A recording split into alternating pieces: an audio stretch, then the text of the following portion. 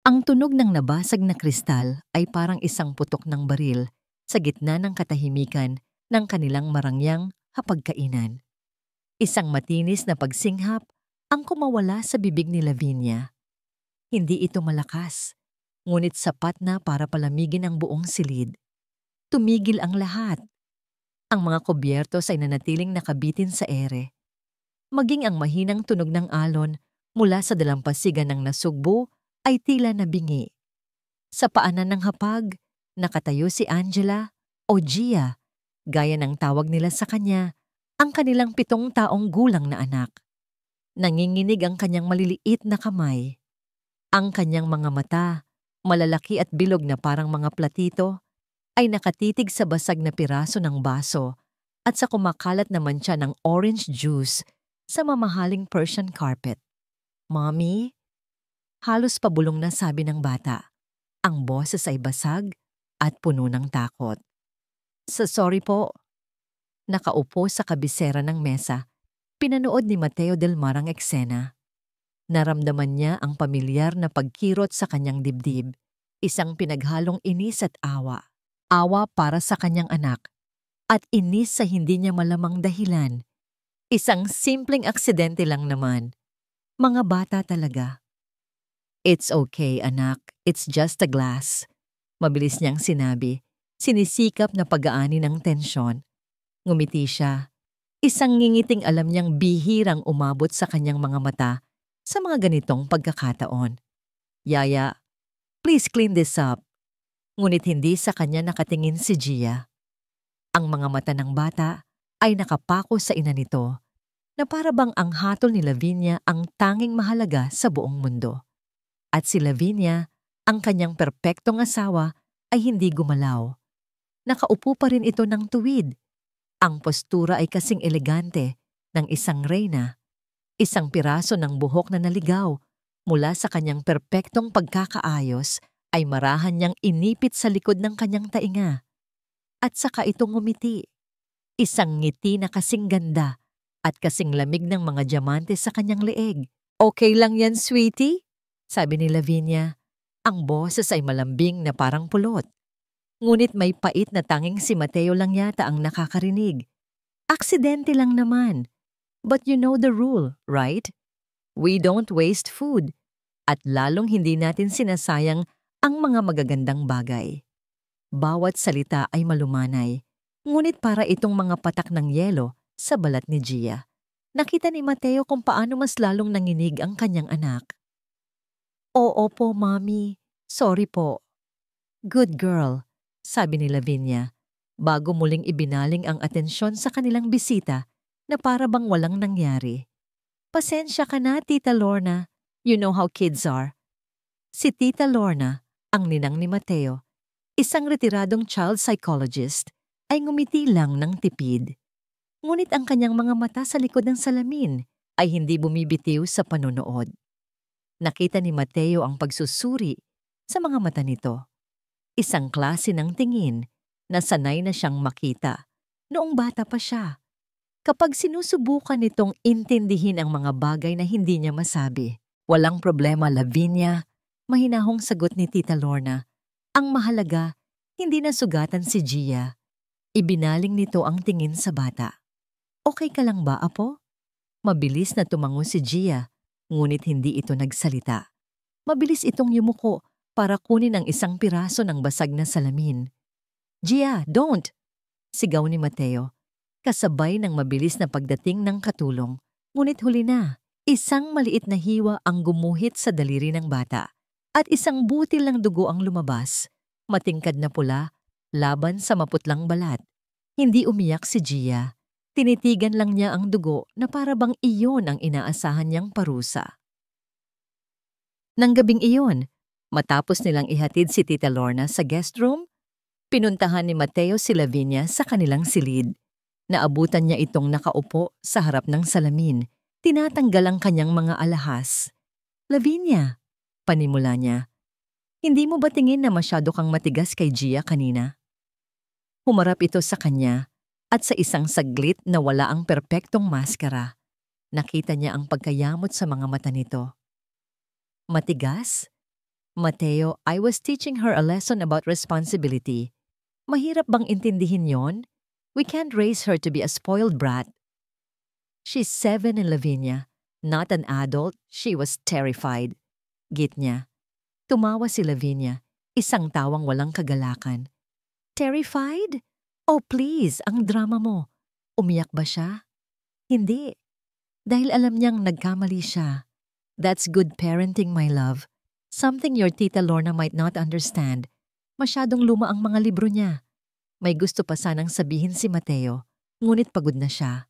Pagod na siyang makipagtalo. Mas madaling maniwala sa sinasabi ni Lavinia. Mas madaling maniwala na ang lahat ay perpekto. Humiga siya sa kama at ipinikit ang mga mata. Pilit na iwinawak ang imahe ng takot sa mukha ng kanyang anak. Ngunit ang katahimikan ng gabi ay biglang binasag ng isang nakakakilabot na sigaw. Halimaw mo! Halimaw! Huwag po! Sabay silang napabalikwas ni Lavinia. Nagkatinginan sila bago sabay na tumakbo palabas ng silid patungo sa kwarto ni Gia. Binuksan ni Mateo ang pinto at naabutan nila ang bata na nakaupo sa kama, pawis na pawis at umiiyak habang tulog. Halimaw, aalisin niyo po ako. Gia, anak, wake up! Sabi ni Mateo. Umupo sa tabi nito at marahang inalog ang balikat. It's just a dream, Daddy's here. Nagising si Gia, humihingal, ang mga mata ay ligaw sa takot. Nang makita siya nito, agad itong yumakap sa kanya ng mahigpit. Daddy! Shh, it's okay. Nanaginip ka lang. Alo niya. Hinahaplos ang likod nito. Lumapit si Lavinia sa kabilang panig ng kama. Oh my poor baby, sabi nito. Ang boses ay puno ng pag-aalala na ngayon ay parang peke. Sa pandinig ni Mateo, itinaas ni Lavinia ang kamay para haplusin ang buhok ni Gia. Ngunit sa paglapit ng kamay ni Lavinia, nakita ni Mateo ang isang bagay na nagpatigil sa kanyang paghinga. Umurong si Gia. Isang maliit. Halos hindi kapansin-pansin na pag-urong, ngunit para itong isang sampal sa mukha ni Mateo. Ang bata ay sumiksik pa lalo sa kanya. Inilalayo ang sarili mula sa ina. Nagkunwari si Lavinia na hindi ito napansin. Ngumiti lang ito. Sige na, bumalik ka na sa pagtulog. Mommy and Daddy are just here. Kinantahan nila si Gia hanggang sa muli itong makatulog. Ngunit kahit sa pagtulog nito, ang mga kamay ng bata ay mahigpit na nakakapit sa damit ni Mateo na para bang takot itong iwanan. Nang bumalik sila sa kanilang silid, hindi na makatulog si Mateo. Ang imahe ng pag-urong ni Gia ay paulit-ulit na naglalaro sa kanyang isipan. Hindi, guni-guni niya lang yon. Epekto lang ng masamang panaginip. Pilit niyang kinumbinsi ang sarili. Pilit niyang pinaniwalaan ang perpektong kasinungalingan na binuo niya. Ngunit makalipas ang isang oras, nang bumangon siya para uminom ng tubig, isang tunog ang pumukaw sa kanyang atensyon mula sa direksyon ng silid laruan. Isang mahinang tunog ng paghikbi. Dahan-dahan siyang naglakad. Ang bawat hakbang ay mabigat. Sumilip siya sa bahagyang nakabukas na pinto. Sa sahig, sa gitna ng kadiliman na bahagyang tinatanglawan ng ilaw mula sa buwan, nakaupo si Gia. Yakap-yakap nito ang paborito nitong manika. Isang manika na napansin niyang may basag na binti. At habang hinahaplos ng bata ang sirang manika, narinig ni Mateo ang ibinubulong nito ng paulit-ulit. Ang boses ay basag sa pag-iyak. Sorry na po, Mommy. Hindi ko na po uulitin. Please, wag niyo po akong ilalagay sa dilim. Hindi nakatulog ng maayos si Lorna ng gabing iyon. Ang mga salitang narinig niya mula sa silid laruan, ang mga pakiusap ng isang batang takot sa dilim, ay umalingaw-ngaw sa kanyang isipan na parang sirang plaka. Bilang isang psychologist na nag-ukol ng 40 taon sa pag-aaral ng isipan ng mga bata, alam niya ang pagkakaiba ng simpleng takot sa isang malalim at nakatanim na pangamba. Ang nakita niya kay Gia ay hindi simpleng takot. Ito ay trauma. Kinabukasan, maaga siyang bumaba para magkape na abutan niya ang pamilya sa kanilang malawak na dining area na naliligo sa sikat ng araw. Ang eksena ay perpekto, parang isang larawan mula sa isang mamahaling magazine. Si Mateo, guwapo sa kanyang business suit, ay nagbabasa ng balita sa kanyang tablet. Si Lavinia, suot ang isang puting bestida na lalong nagpapatingkad sa kanyang ganda, ay marahang humihigop ng tsa. At si Gia, nakaupo sa pagitan nila, ay tahimik na nakatungo sa kanyang plato, na puno ang mesa ng masasarap na pagkain, tapsilog, sinangag, sari-saring prutas, at mainit na pandesal. Ngunit sa harap ni Gia ay mayroon lamang isang piraso ng tuyong tinapay. "Good morning, tita," bati ni Mateo. Itinaas ang tingin mula sa tablet at ngumiti. Ang ngiti na yon, napansin ni Lorna, ay hindi na umabot sa kanyang mga mata. May bakas ng pagod at pag-aalala roon. "Good morning, inaanak." "Lavinia." "Gia," bati rin niya. Umupo sa tapat ng bata. "Gia, yan lang ang almusal mo? Hindi mo ba gusto ang paborito mong tapa?" Bago pa man makasagot ang bata, si Lavinia na ang sumabat. Ang boses ay kasing tamis ng asukal. "Medyo masama po kasi ang tiyan niya, Tita Lorna. The doctor said plain bread and water muna for today. Right, sweetie?" Isang kamay ni Lavinia ang dumapo sa balikat ni Gia. Hindi ito isang haplos na puno ng pagmamahal, para itong isang paalala, isang babala. Nakita ni Lorna kung paano bahagyang nanigas ang bata sa pagdampi nito. Tumangulang si Gia. Ang mga mata ay nakapako sa kanyang plato. "Oo po." Pinanood ni Lorna ang bawat kilos nila. Ang paraan ng pag-iwas ng tingin ni Gia, ang pilit ng ngiti ni Lavinia, at ang bulag na pagtanggap ni Mateo sa lahat ng paliwanag. Ang perpektong pamilya na ito ay may mga aninong gumagapang sa ilalim ng kanilang mga paa, ngunit tila si Lorna lang ang nakakakita.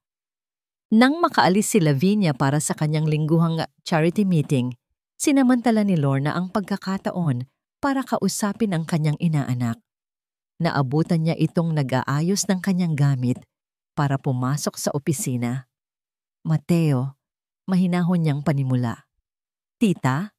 Sagot nito, hindi lumilingon. "Tungkol kay Gia." Pagpapatuloy niya. "Napapansin ko lang. She seems very anxious."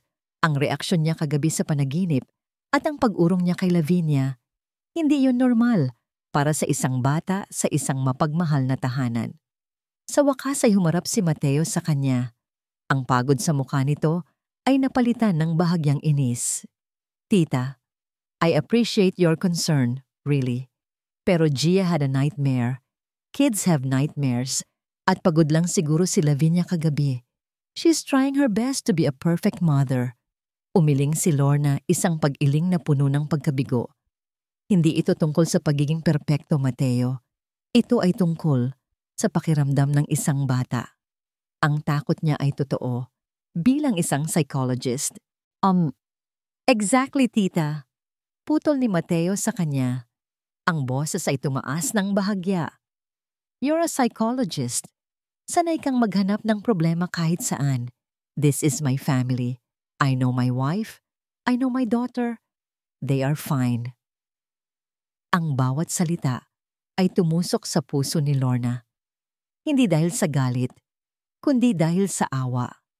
Ang kanyang matalino at mapanuring inaanak ay nabulag ng pag-ibig at ng pangarap ng isang perpektong buhay. Hindi na siya umimik. Ano pa ang sasabihin niya? Ang isang taong ayaw magising ay hindi mo magigising. Kinahapunan, habang naglalakad-lakad si Lorna sa napakagandang hardin ng mansyon, narinig niya ang boses ni Lavinia at Gia malapit sa gazebo. Nagtago siya sa likod ng isang malagong halaman, hindi dahil sa gusto niyang makinig, kundi dahil may nag-udyok sa kanyang alamin ang katotohanan. Nakaupo si Lavinia sa isang bench at nakaluhod si Gia sa kanyang harapan. Ang eksena ay mukhang payapa, ngunit ang mga salitang lumalabas sa bibig ni Lavinia ay puno ng lason na binalutan ng pulot. Gia, sweetie, alam mo namang mahal na mahal ka ni Mommy, di ba? Malambing na sabi ni Lavinia habang hinahaplos ang buhok ng bata. Opo, Mommy. At alam mo rin na ang mga mababait na bata ay hindi nagsisinungaling o nagkukwento ng kung ano-ano, tama? Isang saglit na katahimikan. Tama po ba, Angela? Pag-uulit ni Lavinia, ang paggamit sa buong pangalan ng bata ay nagbigay ng bigat sa tanong. Opo, halos pabulong na sagot ni Gia. Ngumiti si Lavinia. Isang ngiting hindi umabot sa kanyang mga mata. Good. Kasi kapag ang mga bata ay nagiging pasaway at madaldal, doon lumalabas ang mga halimaw para kunin sila. You don't want the monsters to come, right? Naramdaman ni Lorna ang panlalamig ng kanyang buong katawan. Halimaw. Iyon ang salitang isinisigaw ni Gia sa kanyang panaginip. Si Lavinia ang nagtanim ng halimaw sa isipan ng sarili nitong anak. Pagsapit ng gabi, naramdaman ni Lorna ang pader sa pagitan niya at ni Mateo. Mas tahimik ito, mas malamig. Alam niyang kinausap na ito ni Lavinia. Malamang ay isa na namang madamdaming pag-iyak at mga akusasyon na pinag-iisipan niya ito ng masama. Iyon ang laro ng mga manipulator. Gagawa sila ng paraan para sila ang magmukhang biktima. Naramdaman ni Lorna ang isang alon ng pagkabigo. Marahil ay oras na para umuwi. Marahil ay wala na siyang magagawa. Kinaumagahan, habang nagkakape siya sa beranda, nakita niya si Mateo na naglalakad patungo sa kanyang sasakyan. Paalis na para pumasok sa trabaho. Nagpaalam ito sa kanya ng matipid. Isang tango lang. Napabuntong hininga si Lorna. Tinalikuran niya na sana ang eksena ng bigla. Nakita niyang huminto si Mateo sa kalagitnaan ng paglalakad. May kinapa ito sa bulsa ng kanyang Amerikana. Pagkatapos ay umiling at mabilis na bumalik papasok ng bahay. Malamang ay may nakalimutang gamit.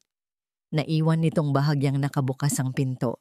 Mula sa kinauupuan ni Lorna, tanaw niya ang pasilyo. At mula roon, narinig niya ang boses ni Lavinia. Hindi na malambing, hindi na matamis. Ang boses nito ngayon ay matigas, malamig, at puno ng pagbabanta. Kaya kung ayaw mong mapunta sa madilim at malamig na lugar na puno ng daga, magpapakabait ka. Naintindihan mo? Napatayo si Lorna. Nanlaki ang mga mata. Gusto niyang sumigaw. Gusto niyang tumakbo. Ngunit bago pa siya makakilos, nakita niya ang anino ni Mateo na nanigas sa may pintuan. Nakatayo sa labas ng paningin ni Lavinia, ngunit nasa tamang lugar para marinig ang lahat. Ang perpektong kasinungalingan ay nagsisimula ng magkalamat. Kung ayaw mong mapunta sa madilim at malamig na lugar na puno ng daga, ang mga salita ni Lavinia ay parang lason na dahan-dahang gumapang sa ugat ni Mateo buong umaga. Nakaupo siya sa kanyang malawak at modernong opisina sa 30 palapag, tanaw ang buong syudad. Ngunit ang isipan niya ay naiwan sa mansyon sa Batangas. Sinubukan niyang ituon ang pansin sa mga numero sa kanyang screen, sa mga ulat ng quarterly earnings ng kanyang kumpanya. Ngunit ang mga salita ay bumabalik, paulit-ulit. Isang lugar na puno ng daga. It's just a phrase, bulong niya sa sarili. Pilit na pinapakalma ang kumakabang dibdib. Isang panakot. Ganoon naman magpalaki ang mga matatanda. Diba? Ngunit sa tuwing pipikit siya, hindi ang mga salita ang nakikita niya, kundi ang mukha ni Gia. Ang takot sa mga mata nito nang mabasag ang baso. Ang pag-urong nito nang hahaplusin sana ni Lavinia. Ang paghikbi nito sa dilim habang yakap ang sirang manika. Hindi magkatugma. Ang malambing na asawang kilala niya sa harap ng maraming tao ay hindi ang babaeng nagbabanta sa isang bata tungkol sa isang madilim na lugar. Hindi niya na matiis. Kinuha niya ang kanyang cellphone at hinanap ang numero ni Tita Lorna. Nagdalawang isip siya. Ang pagtawag niya ay isang paraan ng pag-amin na marahil tama ito, na marahil Ang perpektong mundong binuo niya ay may mga bitak na hindi niya nakikita. Sa huli, pinindot niya ang call button. Mateo, inaanak, may problema ba? Sagot sa kabilang linya, ang boses ay puno ng pag-aalala. Tita, nagsimula siya. Ang boses ay mas mababa at hindi kasing tiyak tulad ng dati. Wala naman, gusto ko lang sanang mangumusta. Isang mahinang pagsisinungaling. Yung pinag-usapan natin kahapon tungkol kay Gia. Natahimik si Tita Lorna, naghihintay. Paano mo malalaman kung may mali nga? Tanong niya. Pakiramdam niya ay isang hangal sa pagtatanong. Hindi mo kailangang maging psychologist para malaman yan, Mateo. Mahinahong sagot nito. Makinig ka sa sinasabi ng bata. At kung hindi siya nagsasalita, tignan mo ang kanyang mga mata. Tignan mo ang kanyang mga kilos. Ang mga bata ay hindi marunong magsinungaling gamit ang kanilang katawan. At higit sa lahat, makinig ka sa sarili mong kutob. Ang mga salitang yon ay tumama sa kanya ng mas malakas kaysa sa inaasahan niya. Kutob. Ang kutob na pilit niyang isinasantabi sa loob ng maraming buwan. Sige tita, salamat. I have to go. Mabilis niyang sabi at ibinaba ang tawag bago pa man niya marinig ang sariling kahinaan. Tinitigan niya ang relos. 3:00 pa lang ng hapon. Ngunit hindi na siya makapaghintay. Kailangan niyang malaman. Ang biyahe pa uwi ay mas mabilis kaysa sa karaniwan. Bawat kilometro ay nagpapabigat sa kanyang dibdib. Habang papalapit siya sa kanilang gate, ang dating pakiramdam ng pagmamalaki sa kanyang naipundar na paraiso ay napalitan ng isang hindi maipaliwanag na kaba. Pumasok siya sa bahay. Tahimik. Masyadong tahimik. Gia? Tawag niya. Walang sagot. Lavinia? Walang sumasagot. Nakita niya ang isa sa kanilang mga katulong, si Yaya LV, na nagpupunas ng mga muebles sa sala. Ang babae ay mukhang nataranta nang makita siya. Sir Mateo, ang aga niyo po yata. Nasaan si Gia, Yaya? Tanong niya, diretso sa punto. Napayuko ang katulong, iniiwasan ang kanyang tingin. Nasa taas po, sir. Sa kwarto niya po. May mali sa kilos nito, sa pag-iwas ng tingin. Sigurado ka? Oo po, sir. Umakyat si Mateo sa hagdan, 2 baitang sa bawat hakbang. Binuksan niya ang pinto ng kwarto ni Gia. Walang tao. Ang kama ay maayos. Ang mga laruan ay nasa tamang lalagyan. Ngunit walang Gia. Kinuha niya ang kanyang cellphone at tinawagan si Lavinia. Hello, my love. Napatawag ka? Akala ko nasa meeting ka pa. Ang boses ni Lavinia ay masaya at kampante. Where's Gia? Tanong niya. Hindi na nagpaligoy-ligoy. Nandito lang siya. Pinaparusahan ko. She was talking back earlier. Kaya sinabihan ko siyang manatili lang sa kwarto niya buong hapon.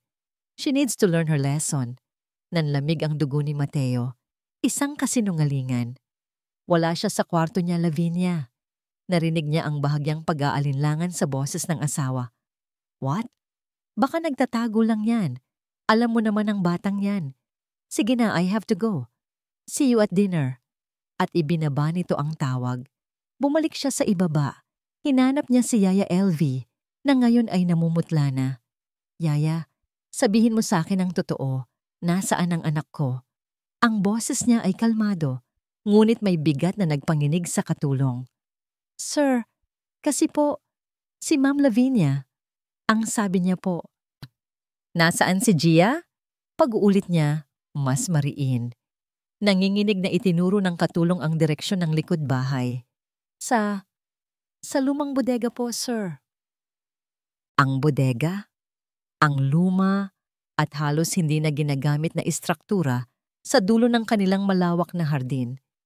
Ang lugar kung saan itinatambak ang mga sirang kasangkapan at mga gamit na puno ng alikabok. Naglakad si Mateo patungo roon. Ang bawat hakbang ay parang may tone-toneladang bigat. Habang papalapit, may narinig siyang isang mahinang kaluskos. Nakaharang ang isang malaking padlock sa pinto, ngunit hindi ito nakakandado. Marahan niyang inangat ito at dahan-dahang itinulak ang mabigat na pinto. Isang sinag ng liwanag mula sa hapon ang pumasok sa madilim na silid at sa isang iglap, tila huminto ang pag-ikot ng mundo ni Mateo. Doon, sa isang sulok, sa malamig na sahig na semento, nakaupo ang kanyang anak. Nakaupo si Gia. Yakap ang kanyang mga tuhod, nanginginig sa ginaw. Sa kanyang harapan, may isang plastik na mangkok na may lamat. Sa loob nito, may kaunting kanin na nanininilaw na at ilang piraso ng tira-tirang ulam mula pa yata sa pananghalian. Dahan-dahan itong sumubo gamit ang kanyang mga kamay. Ang bawat subo ay tila isang mabigat na tungkulin. Hindi siya nakita ni Gia. Hindi siya narinig. Nakatayo lang si Mateo sa may pintuan, hindi makagalaw, hindi makahinga. Ang imahe sa kanyang harapan, ang kanyang munting prinsesa, ang kanyang anghel na kumakain ng mga tira sa isang marumi at madilim na bodega. Ang siyang unang bitak. Isang bitak na sumira, hindi lang sa kanyang perpektong hapon, kundi sa buong pundasyon ng kasinungalingan na tinatawag niyang buhay. Sa isang saglit, ang tanging naririnig ni Mateo ay ang pagtibok ng sarili niyang puso. Isang malakas at mabilis na dagundong sa kanyang mga tainga. Nakatayo siya roon. Ang anino niya ay humahadlang sa nag-iisang liwanag na pumapasok sa bodega. Habang pinagmamasdan ng isang eksenang kailanman ay hindi niya inakalang posible. Ang galit ay dumating na parang isang malaking alon, isang nagngangalit na puwersa, na bumura sa lahat ng pag-aalinlangan, lahat ng pagbubulag-bulagan. Gia, sabi niya, ang boses ay basag at halos hindi niya makilala. Sa tunog ng kanyang boses na papitlagang bata, dahan-dahan itong lumingon at nang makita siya nito, ang mga mata nito ay nanlaki, hindi sa tuwa, kundi sa takot. Mabilis nitong itinago ang mangkok ng pagkain sa kanyang likuran na para bang siya ang nahuli sa isang kasalanan. Ang kilos na yon ay sumaksak sa puso ni Mateo ng mas malalim kaysa sa anumang patalim. Nilapitan niya ito, ang bawat hakbang ay mabigat. Lumuhod siya sa harap ng kanyang anak. Inaalis ang mga hibla ng buhok na dumikit sa mukha nitong puno ng alikabok. Anak! Bulong niya. Halika na. Aalis na tayo rito. Binuhat niya si Gia. Ang gaan nito. Masyadong magaan. Habang yakap niya ang maliit at nanginginig na katawan, isang pangako ang nabuo sa kanyang isipan. Isang pangakong binitawan sa gitna ng amoy ng alikabok at lumang kahoy. Hindi na ito mauulit. Hinding-hindi na. Pagpasok nila sa sala, naroon na si Lavinia. Nakaupo sa sofa, kalmado at elegante habang nagbabasa ng isang magazine. Itinaas nito ang kanyang tingin at ang nangiti sa kanyang mga labi ay unti-unting nawala nang makita ang itsura nila. Si Mateo, ang mukha ay kasing tigas ng bato at si Gia, marumi at nakasiksik sa kanyang dibdib. Mateo, my God, anong nangyari kay Gia? Bakit ganyan ang itsura niya? Tanong nito. Tumatayo. Ang boses ay puno ng pagkukunwaring pag-aalala. Inilapag ni Mateo si Gia sa sahig at marahang itinulak sa likuran niya na para bang isang panangga. Hinarap niya ang kanyang asawa. Tinanong ko si Yaya kung nasaan siya. Sabi ni Mateo. Ang boses ay kontrolado ngunit puno ng lamig. Sinabi niya sa akin na nasa bodega ang anak ko. Pinapakain ng tira. Nagbago ang ekspresyon ni Lavinia. Nawala ang pag-aalala at napalitan ng depensa. Oh, that. I was teaching her a lesson. Nagtapon siya ng pagkain kaninang tanghali. Kaya ipinakita ko lang sa kanya ang halaga ng mga bagay-bagay. It's an old-fashioned way of discipline, I know. Pero epektibo. Ang paliwanag nito ay simple at makatuwiran kung hindi lang niya narinig ang pagbabanta nito kaninang umaga. Kung hindi lang niya nakita ang itsura ni Gia kanina. Discipline? Pag-uulit niya, isang mapait na tawa ang kumawala sa kanyang lalamunan. You call that discipline, Lavinia? Ikinulong mo ang isang bata sa isang madilim na bodega at pinakain mo ng basura. Biglang namuo ang mga luha sa mga mata ni Lavinia, isang pamilyar na eksena, ang kanyang sandata. How could you say that? Ang sakit mong magsalita. Ginagawa ko lang ang lahat para maging mabuting ina sa kanya, para palakihin siyang maayos. Hindi ko naman siya sinaktan. Tinuruan ko lang siya na huwag magsayang ng mga bagay-bagay. Iyon lang yon. Masama ba akong ina dahil doon? Ang mga salita nito ay puno ng panunumbat na para bang si Mateo ang may kasalanan. Para bang siya ang hindi nakakaintindi. Sa isang iglap, nag-alinlangan siya. Ngunit nang tignan niya si Gia na nakatingin sa sahig at nanginginig pa rin, ang alinlangan ay napalitan ng matinding katiyakan. Huwag mong gamitin sa akin ang mga luha mo, Lavinia, sabi niya. Ang boses ay malamig na parang yelo. Hindi ngayon. Dinala niya si Gia sa banyo para paliguan. Habang marahan niyang binubuhusan ng maligamgam na tubig ang maliit na katawan nito, naramdaman niya ang bawat buto, ang pagiging payat nito. Gaano nakatagal? Gaano nakatagal itong nangyayari sa ilalim ng kanyang sariling pamamahay? Anak, bulong niya, pwede mong sabihin lahat kay Daddy.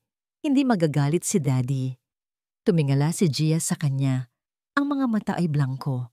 Hindi ito sumagot. Niyakap niya ang bata ng mahigpit. Ang tuwalya ay nagsilbing manipis na harang sa pagitan ng kanilang mga katawan. Naramdaman ni Mateo ang isang bagay na matagal na niyang hindi naramdaman.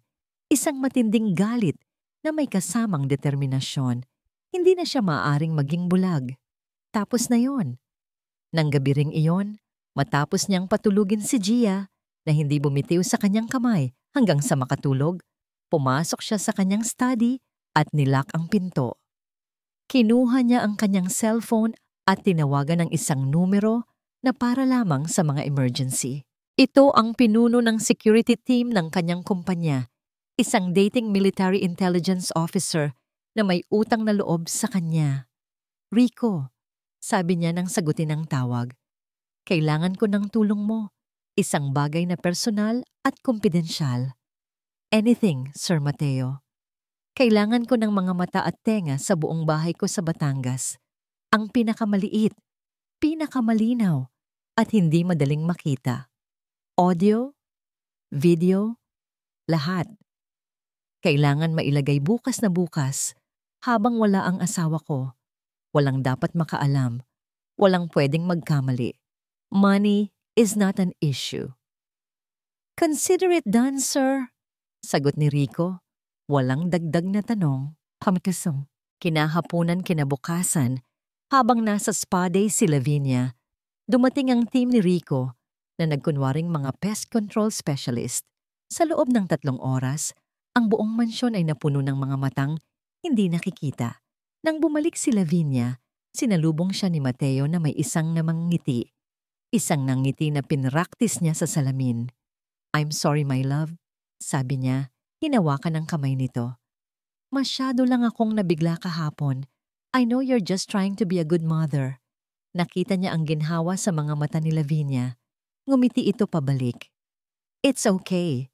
Alam ko namang stress ka lang sa trabaho. Let's forget about it. Everything is perfect. Yes, sabi ni Mateo. Perfect. Ngunit ng gabing iyon, hindi siya natulog. Nagdahilan siyang marami siyang trabaho at nagkulong sa kanyang study. Binuksan niya ang kanyang laptop at sa isang secure na program, lumabas ang mga live feed mula sa lahat ng sulok ng kanyang bahay. Pinanood niya ang mga walang lamang pasilyo, ang tahimik na sala, ang madilim na hardin. At pagkatapos, pinanood niya ang feed mula sa kwarto ni Gia. Ang kanyang anak ay mahimbing na natutulog, payapa sa ilalim ng kumot. Ilang minuto bago maghating gabi, bumukas ang pinto ng kwarto ni Gia. Pumasok si Lavinia. Hindi nito binuksan ang ilaw. Dahan-dahan itong lumapit sa kama. Ang anino nito ay mukhang dambuhala sa dilim. Tumayo ito sa tabi ng natutulog na bata. Nakatayo lang ito roon, nakatitig. Sa monitor, nakita ni Mateo ang mukha ng kanyang asawa nang malinaw sa tulong ng night vision ng kamera. Wala na ang ngiti, wala na ang maskara. Ang nakita niya ay isang tingin na puno ng purong puot at pagkasuklam, nakadirekta sa natutulog na bata. Pagkatapos, marahan itong yumuko at narinig ni Mateo ang halos pabulong na mga salita mula sa audio feed, mga salitang kasing talim ng yelo. Sana hindi ka na lang dumating sa buhay namin. 2 araw nang pinapanood ni Lorna ang kanyang inaanak na si Mateo na gumanap sa isang mapanganib na dula-dulaan. Pinapanood niya itong ngumiti kay Lavinia, hawakan ang kamay nito, at magpanggap na ang lahat ay perpekto pa rin. Alam ni Lorna na ito ay isang palabas, isang paraan para makakalap ng ebidensya ng hindi napapansin. Ngunit para sa isang babaeng nag-aral ng isipan ng tao sa halos buong buhay niya, ang bawat segundo ng pagpapanggap na ito ay isang malaking panganib. Masyadong mabagal si Mateo. At si Lavinia, alam niyang hindi ito hangal. Nakakaramdam ito.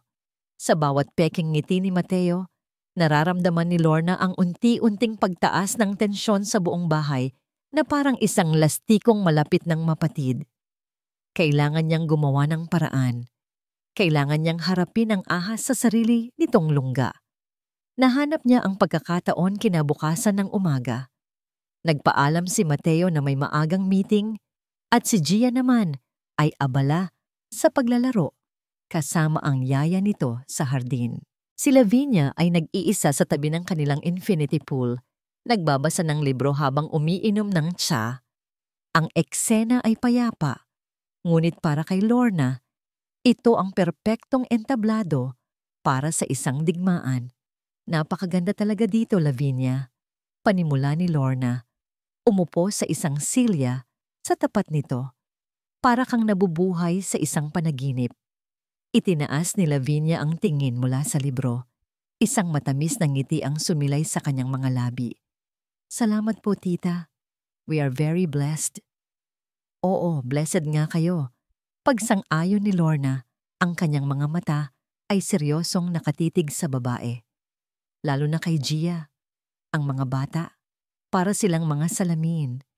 Ano man ang ibigay mo sa kanila, pagmamahal, takot, galit, ibabalik din nila sa'yo. Nawala ang nangiti ni Lavinia. Dahan-dahan nitong isinara ang libro at ipinatong sa mesang nasa pagitan nila. Mukhang malalim ang iniisip niyo, tita. May problema po ba? Problema? Wala naman, sagot ni Lorna. Pinanatiling kalmado ang kanyang boses. Nakakabahala lang ang mga nababalitaan ko sa TV tungkol sa child abuse. Alam mo ba na sa ilalim ng batas, ang emotional at psychological abuse ay kasing bigat ng physical abuse? Ang pananakot sa isang bata, ang pagkakait sa kanya ng pagmamahal, lahat yan ay may katapat na parusa. Isang matigas na click ang narinig nang ibaba ni Lavinia ang kanyang tasa ng tsa. Ang pagkukunwaring tamis ay ganap ng naglaho sa kanyang mukha. Napalitan ito ng isang malamig at mapanuring tingin. Hindi ko alam na interesado pala kayo sa batas, Tita Lorna. Sabi ni Lavinia, ang bawat salita ay may talim. Akala ko ay sa mga lumang libro lang ng psychology ang hilig nyo. Huwag po kayong mag-alala. Aalagaan ko ang pamilya ko. Ngumiti si Lorna, isang nangiting hindi umabot sa kanyang mga mata.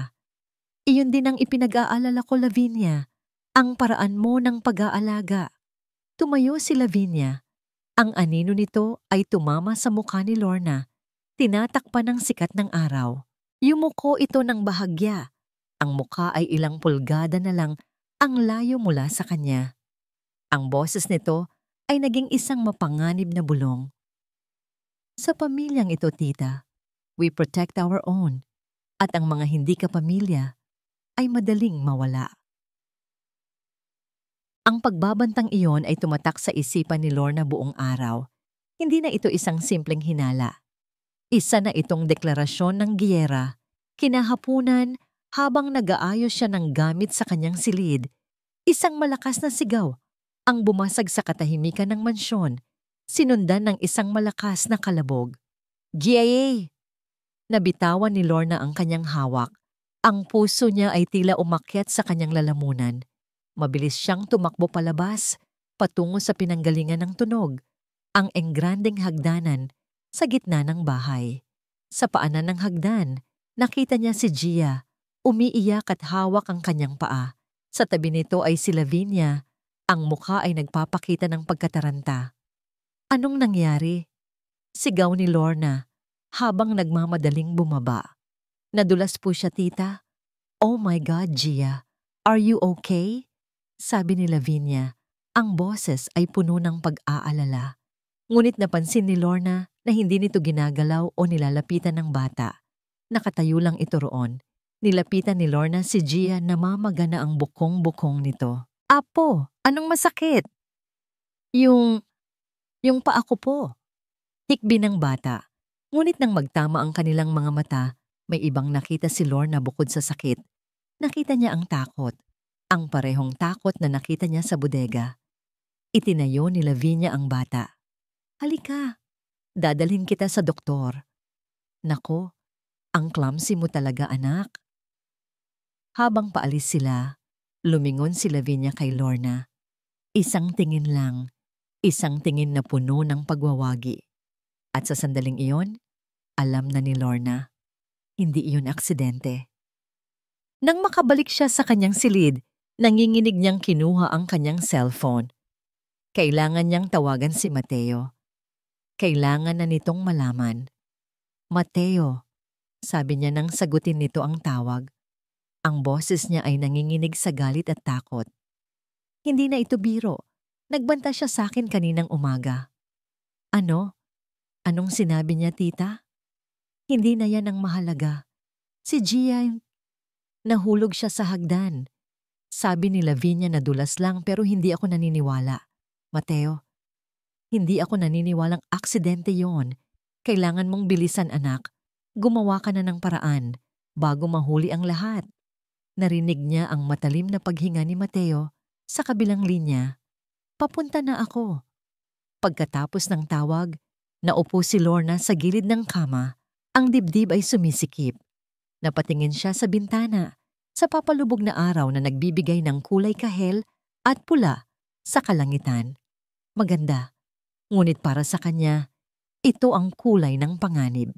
Hindi niya alam na sa kabilang panig ng mansyon, sa beranda, nakatayo si Lavinia habang pinapanood ang parehong paglubog ng araw. May hawak itong cellphone sa kanyang tainga. Ang mukha nito ay kalmado.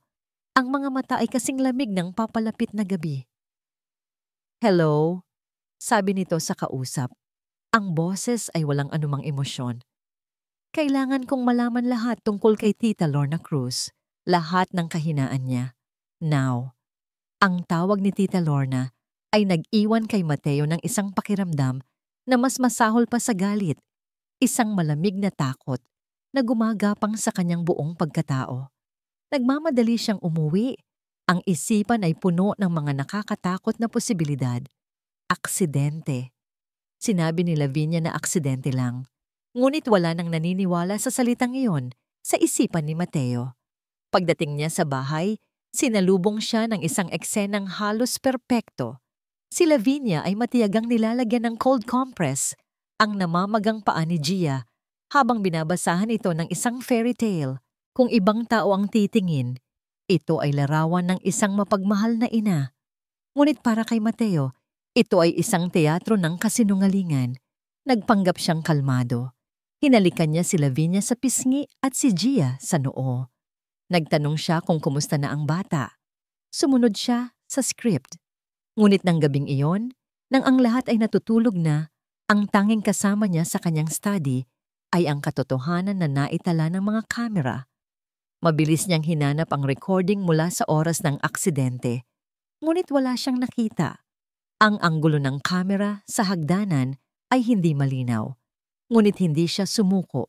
Pinanood niya ang mga nangyari pagkatapos noon at doon niya nakita ang isang bagay na mas masakit pa kaysa sa isang pisikal na pananakit. Nakita niya sa video si Gia na papilay-pilay na pumasok sa kanyang silid, umiiyak ng tahimik. Umupo ito sa kanyang maliit na mesa at kumuha ng papel at Crayola at nagsimula itong gumuhit. Isang simple at parang batang drawing, isang malaking bahay, isang araw na nakangiti at 3 tao na magkakahawak kamay. Siya si Lavinia at sa gitna, si Gia. Sa ilalim nakasulat sa nanginginig na letra, ang pamilya ko. Naramdaman ni Mateo ang pag-init ng kanyang mga mata. Sa kabila ng lahat, ito pa rin ang pangarap ng kanyang anak. Pagkatapos, pumasok si Lavinia sa kwarto. Ang boses nito sa audio feed ay malambing. "Ano ang ginagawa mo, sweetie?" "Para po sa inyo ni Daddy," sabi ni Gia, inaabot ang drawing. Kinuha ito ni Lavinia, tinitigan, at pagkatapos, nagbago ang mukha nito. Ang nangiti ay naging isang malamig na linya. "Sinabi ko na sa'yo, di ba?" sabi ni Lavinia. Ang boses ay mababa at puno ng pagkasuklam. "Hindi tayo pamilya. Isa ka lang ampon. Isang pagkakamali." At sa harap ng nanlalaking mga mata ni Gia, dahan-dahan at may diin, sa bawat pagpunit, sinira ni Lavinia ang papel sa 4 na piraso. Ngayon, utos nito, ibinabagsak ang mga piraso sa sahig. "Pulutin mo yan at itapon mo sa basura kung saan ka nararapat." Hindi na kinaya ni Mateo. Isinara niya ng malakas ang kanyang laptop. Ang tunog ay umalingaw-ngaw sa tahimik na silid. Napasandal siya sa kanyang upuan. Ang paghinga ay mabigat. Pakiramdam niya ay nasusuka siya. Ang kasamaan ni Lavinia ay hindi lang basta pananakit. Ito ay pagdurog. Pagdurog sa kaluluwa ng isang bata. Sa sandaling iyon, nag-vibrate ang kanyang cellphone. Isang text message mula kay Tita Lorna. "Magkita tayo. Importante. Huwag mong ipaalam kay Lavinia." Kasama sa text ang address ng isang maliit na coffee shop sa Tagaytay. Walang pag-aalinlangan. Tumayo si Mateo. Kailangan niyang makaalis. Kailangan niyang malaman ang lahat. Ang coffee shop ay halos walang tao. Perpekto para sa isang sikretong pag-uusap. Naabutan niya si Tita Lorna na naghihintay sa isang sulok sa tabi ng bintanang salamin. Sa harap nito, may isang luma at maliit na baul na gawa sa kahoy. "Tita," sabi ni Mateo na uupo. "Anong nangyayari?" Hindi sumagot si Tita Lorna. Sa halip, marahan niyang itinulak ang baul papunta sa kanya. "Bago ko sabihin ang lahat, Mateo, gusto kong malaman mo na ang lahat ng ginawa ko ay dahil sa pagmamahal. Pagmamahal sa isang kaibigan at pagmamahal sa isang batang walang kasalanan." Binuksan ni Mateo ang baul. Sa loob, may mga lumang sulat na nakatali ng isang laso, ilang mga pinaliit na gamit ng sanggol, at isang koleksyon ng mga kupas na litrato. "Naaalala mo pa ba si Cassandra?" tanong ni Tita Lorna. Ang pangalan ay nagpabigla kay Mateo. Cassandra, ang kanyang unang pag-ibig, ang babaeng minahal niya noong kolehiyo. Bago pa ang yaman, bago pa si Lavinia, ang babaeng bigla na lang nawala sa buhay niya at nabalitaan na lang niyang namatay sa isang car accident. "Oo naman, tita. Nang mamatay si Cassandra, ako ang kinausap ng pamilya niya. Ako ang pinagkatiwalaan niya sa lahat." Pagpapatuloy ni Tita Lorna, ang boses ay nagsisimulang manginig. "May iniwan siya, Mateo. Isang bagay na hindi niya nasabi sa'yo dahil sa takot. Takot na baka hindi ka pa handa." Kinuha ni Tita Lorna ang isang litrato mula sa baul. Ang puso ni Mateo ay nagsimulang tumibok ng napakabilis. "Noong una, ang plano ko lang ay siguraduhin na mapunta sa'yo ang bata nang hindi mo nalalaman ang lahat. Naisip ko, sapat na mabigyan mo siya ng magandang buhay, na mahalin mo siya bilang isang ampon. Pero nagkamali ako. Hindi ko akalain na Ang ipapasok ko pala sa buhay niya ay isang halimaw. Inabot nito ang litrato kay Mateo. "Tita, ano po ba talaga ito?" tanong niya. Ang pagkalito at inip ay naghahalo sa kanyang boses. Tinitigan siya ni Tita Lorna. Ang mga mata ay puno ng sakit at pagsisisi. "Mateo, si Gia. Hindi lang siya basta ampon. Huminga ito ng malalim.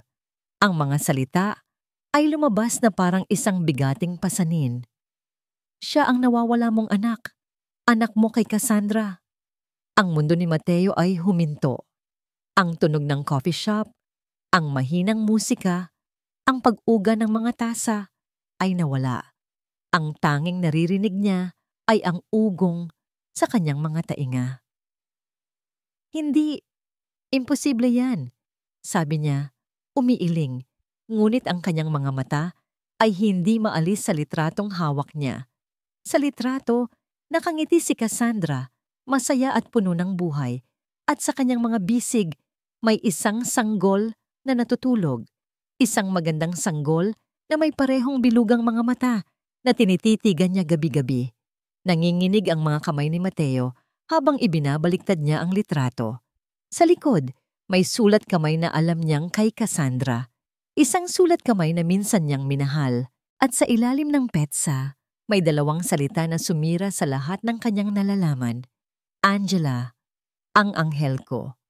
Ang biyahe pabalik mula sa Tagaytay ay isang malabong pagkakasunod-sunod ng mga ilaw at anino para kay Mateo. Yakap niya ang maliit na baul na kahoy na para bang ito ang tanging bagay na totoo sa mundong biglang gumuho sa kanyang harapan. "Anak mo kay Cassandra, Angela, ang anghel ko." Ang mga sasalita ay umuulit sa kanyang isipan, hindi na isang pagbubunyag, kundi isang hatol. Isang hatol sa kanyang pagkabulag, sa kanyang katangahan. Biglang bumalik ang mga alaala. Ang tawa ni Cassandra sa ilalim ng puno ng mangga sa kanilang unibersidad. Ang paraan ng pagsandal nito sa kanyang balikat habang pinapanood nila ang paglubog ng araw. At ang huli nilang pag-uusap, isang maliit na pagtatalo, isang bagay na napakababaw na hindi na niya matandaan. Pagkatapos, ang balita ng aksidente, ang sakit, ang panghihinayang. Ang panghihinayang na naramdaman niya noon ay wala pa sa kalingkingan ng nararamdaman niya ngayon. Nawala si Cassandra, na dala-dala ang kanilang anak. At siya, sa loob ng 7 taon, ay nabuhay kasama ang anak na yon nang hindi nalalaman na ito ay sarili niyang dugo at laman. At hinayaan niya itong saktan. Isang matinding galit ang pumalit sa sakit. Isang galit na nagsimula sa kanyang tiyan at umakyat sa kanyang lalamunan, mainit na parang apoy. Ang galit na ito ay hindi para kay Cassandra o kay Tita Lorna. Ito ay para kay Lavinia at para sa kanyang sarili. Ang babaeng pinakasalan niya, ang babaeng pinagkatiwalaan niya, ay hindi lang isang mapanakit na madrasta. Isa siyang halimaw na nagpahirap sa sarili niyang anak. Ang bawat pag-urong ni Gia, bawat takot sa mga mata nito, bawat patak ng luha, lahat ng yon ay bumalik sa kanya na parang matatalim na bubog. Pagdating niya sa Maynila, hindi siya umuwi. Dumiretso siya sa opisina ng kanyang abogado, si Ate Mama Damian Romero, ang pinakamagaling sa bansa pagdating sa family law. "Gusto kong bawiin ang anak ko," sabi ni Mateo. Ang boses ay kalmado, ngunit may bigat na nagpatigil sa lahat ng ginagawa ni Attorney Romero. Inilatag ni Mateo ang lahat sa ibabaw ng makintab na mahogany na mesa. Ang maliit na baul na puno ng mga alaala ni Cassandra, ang mga sulat, ang mga litrato, at isang maliit na USB drive. "Ito ang nakaraan," sabi ni Mateo. Itinuturo ang baul. "At ito," sabi niya, idinidiin ang daliri sa USB drive, ang kasalukuyan. Habang pinapanood ng abogado ang mga video, ang eksena sa bodega, ang pagpunit sa drawing, ang mga salitang puno ng lason, ang propesyonal na kalmaduhan sa mukha nito, ay dahan-dahang napalitan ng hindi maitagong pagkasuklam. "This is monstrous," bulong ni Atty. Romero. "This is more than enough for an annulment based on psychological incapacity. Pero ang pagkuha sa kustodya, mas komplikado yan, lalo na't siya ang legal na ina sa papel. Hindi lang siya basta ampon," sabi ni Mateo. "Ang mga salita ay mabigat sa katotohanan. Siya ang biological na anak ko." Ang pagbubunyag na yon ang nagpabago sa lahat. Agad na naglatag ng plano si Atty. Romero. Unang hakbang, kailangan natin ng DNA test. Palihim, isang hibla ng buhok ay sapat na. Pangalawa, ituloy mo ang pagkolekta ng ebidensya. Huwag kang magpahalata. Kailangan nating mahuli siya sa akto. At pangatlo, at pinakamahalaga, Mateo, maging handa ka. Kapag nalaman niyang aalis ka at kukunin mo si Gia, gagawin niya ang lahat para sirain ka. Gagamitin niya ang lahat ng sandata niya. Umuwi si Mateo ng gabing iyon na may isang malinaw na misyon. Tapos na ang pagiging biktima. Tapos na ang pagiging bulag. Oras na para maging isang ama. Pagpasok niya sa bahay, sinalubong siya ni Lavinia na may isang matamis na ngiti at isang halik. "You're late, my love," nag-alala ako. Dati, ang mga salitang yon ay musika sa kanyang pandinig. Ngayon, para itong tunog ng isang ahas. Ngumiti siya pabalik, isang nangiting hindi umabot sa kanyang mga mata. May tinapos lang na emergency sa opisina. Tinitigan niya ang babaeng nasa harapan niya. Ang magandang mukha, ang eleganteng postura, ang babaeng minsan niyang inakalang perpekto. Ngayon, ang nakikita niya lang ay isang estranghero, isang magaling na aktres. "Kumain na tayo," sabi nito, hinawakan ang kanyang braso. Naramdaman niya ang pagdampi ng balat nito at kinailangan niya ang lahat ng kanyang lakas para hindi umuurong. Naglakad sila papunta sa hapagkainan. Ang bawat hakbang ay isang pagtitiis. Kailangan niyang magpanggap. Kailangan niyang maghintay ng tamang tiyempo para kay Gia, para sa kanyang anak. Nang gabing iyon, habang mahimbing na natutulog si Gia, pumasok si Mateo sa silid nito. Kumuha siya ng isang suklay mula sa mesa at dahan-dahang sinuklay ang buhok ng natutulog na bata. May ilang hibla ng buhok na naiwan sa suklay, may ilang hibla ng buhok na naiwan sa suklay. Maingat, na para bang ito ay isang bagay na napakahalaga, kinuha niya ang mga ito at inilagay sa isang maliit na plastic bag na inihanda niya mula sa kanyang bulsa. Ito ang kanyang unang sandata. Pagkatapos, naupo siya sa gilid ng kama at pinagmasdan ang mukha ng kanyang natutulog na anak. Ngayon, sa bagong liwanag ng katotohanan, nakikita na niya ang kurba ng kanyang ilong, ang hugis ng kanyang mga labi. Ang lahat ng maliliit na detalyeng iyon ay hindi na lang kay Gia. Ang mga yon ay kay Cassandra.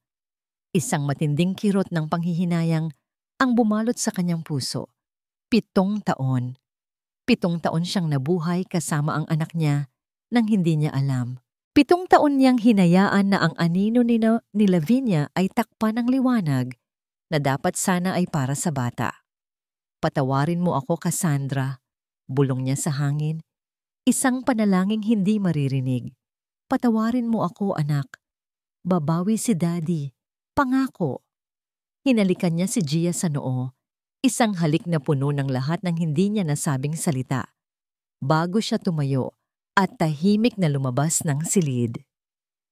Ang mga sumunod na araw ay naging isang laro ng pagkukunwari. Ngumingiti si Mateo sa almusal, tinatanong si Lavinia tungkol sa araw nito, at pinupuri ang mga bago nitong damit. Ngunit sa likod ng mga ngiting iyon, ang kanyang mga mata ay nagmamasid. Ang kanyang mga tainga ay nakikinig. Ang kanyang cellphone ay palihim na nagre-record. Ngunit si Lavinia ay hindi hangal. Naramdaman niya ang pagbabago, ang distansya sa mga yakap ni Mateo, ang lamig sa mga halik nito, ang paraan ng pagtingin nito sa kanya na para bang isa siyang salamin na basag. Nagsimula siyang maghinala.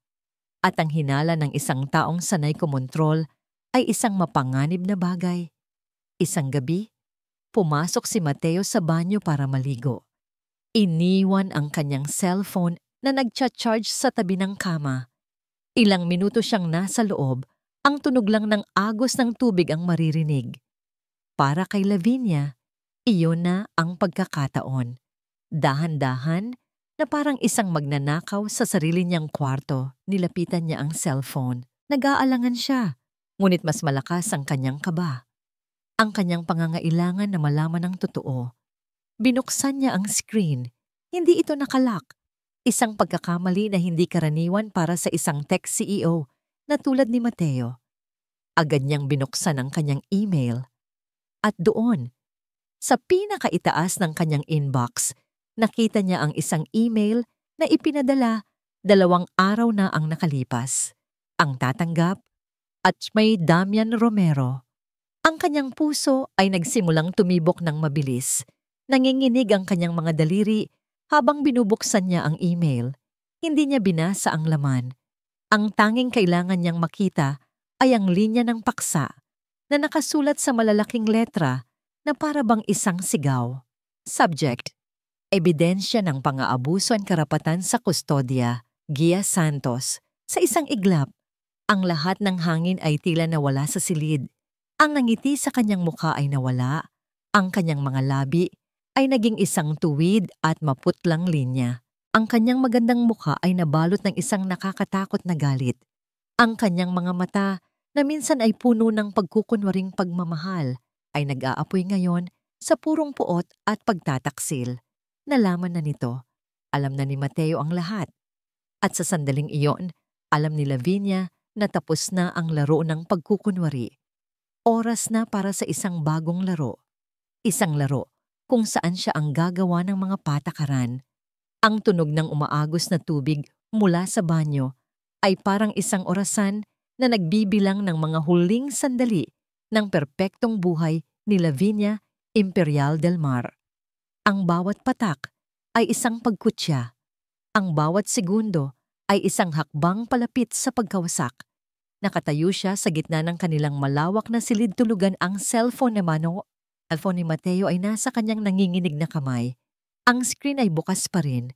Ang mga salita sa subject line ng email ay tila sinusunog ang kanyang mga mata. Ebidensya ng pang-aabuso at karapatan sa kustodya. Isang kasinungalingan. Lahat ng ito ay isang malaking kasinungalingan. Hindi pang-aabuso ang tawag sa disiplina. Hindi pang-aabuso ang pagtuturo sa isang batang walang utang na loob ng kanyang lugar sa mundo. At kustodya? Paano magkakaroon ng karapatan si Mateo sa isang bagay na hindi naman sa kanya? Isang alon ng matinding takot ang bumalot sa kanya, malamig at pamilyar.